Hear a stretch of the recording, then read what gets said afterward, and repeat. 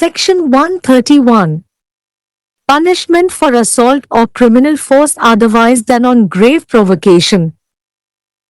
Whoever assaults or uses criminal force to any person otherwise than on grave and sudden provocation given by that person, shall be punished with imprisonment of either description for a term which may extend to 3 months, or with fine which may extend to 1,000 rupees, or with both. A. If the provocation is sought or voluntarily provoked by the offender as an excuse for the offense, or B. If the provocation is given by anything done in obedience to the law, or by a public servant, in the lawful exercise of the powers of such public servant, or C. If the provocation is given by anything done in the lawful exercise of the right of private defense. Explanation 2.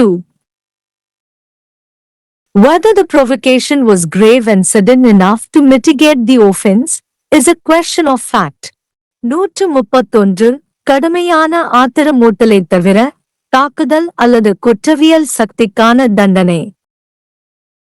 அந்த நபர் அளித்த கடுமையான மற்றும் திடீர் ஆத்திரமூட்டலை தவிர வேறு எந்த நபருக்கும் குற்றவியல் சக்தியை தாக்குபவர் அல்லது பயன்படுத்துபவர் 3 மாதங்கள் வரை நீட்டிக்கப்படக்கூடிய ஒரு காலத்திற்கு விளக்கமளிக்கவோ அல்லது 1000 ரூபாய் வரை அபராதம் விதிக்கவோ தண்டிக்கப்படுவார் அல்லது 2 வருடம்.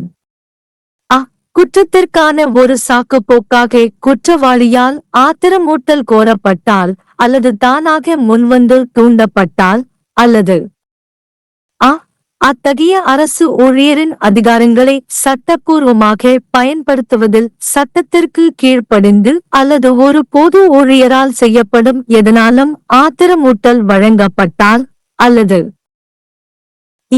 தனியார் பாதுகாப்பு உரிமையை சட்டப்பூர்வமாக பயன்படுத்துவதில் செய்யப்படும் எதனாலும் ஆத்திரமூட்டல் வழங்கப்பட்டால். விளக்கம் 2. ஆத்திரமூட்டல் கடுமையானது மற்றும் குற்றத்தை தணிக்கும் அளவுக்கு திடீரென இருந்ததா என்பது உண்மையின் கேள்வி.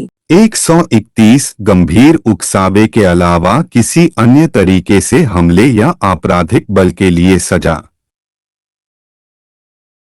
जो कोई भी उस व्यक्ति द्वारा दिए गए गंभीर और अचानक उकसावे के अलावा किसी अन्य व्यक्ति पर हमला करता है या आपराधिक बल का उपयोग करता है, उसे 3 महीने तक की कैद या 1000 रुपए तक के जुर्माने से दंडित किया जाएगा, या दोनों के साथ।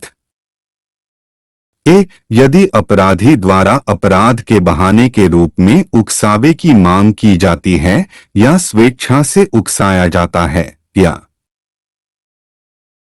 यदि उकसावे की कार्रवाई विधि के आज्ञापालन में की गई किसी बात से या लोक सेवक द्वारा ऐसे लोक सेवक की शक्तियों के विधिपूर्ण प्रयोग में की गई है, या यदि निजी प्रतिरक्षा के अधिकार के विधिसम्मत प्रयोग में की गई किसी बात से उद्दीपन दिया जाता है। स्पष्टीकरण 2. क्या उकसावे गंभीर और अचानक अपराध को कम करने के लिए पर्याप्त था? तथ्य का सवाल है।